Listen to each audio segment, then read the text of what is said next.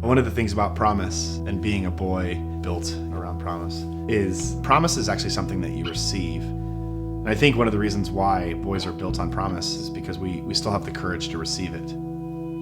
There's a moment when men realize just how much it costs to be a man. It's that first moment when promise becomes longing. One of the key elements to being a man, I think, is to understand longing. Longing is this reality, this picture that the promise that I knew as a boy, the promise that I received, that I felt was mine, will not be completely realized. We come to this because of something we lost, something we did, something we messed up, something that went wrong. And we hit this moment of longing and we realize that all of a sudden that I will not be everything that I thought I would be. And this is actually part of what it means to be, I think, a man. You know, David had a couple fierce moments of longing. David becomes this great king, and then even in that finds himself wanting more.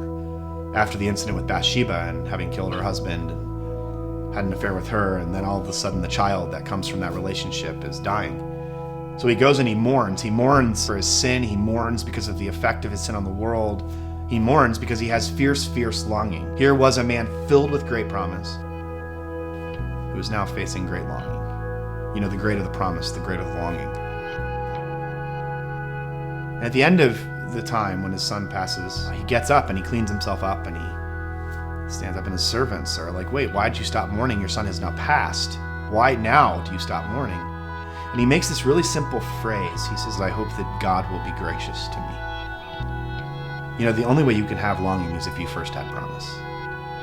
The only way you can have longing is if you first had intent.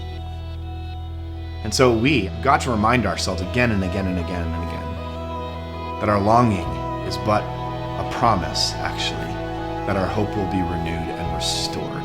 Our longing is not our end.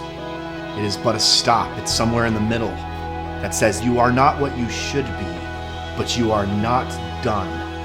You are not all that you will be.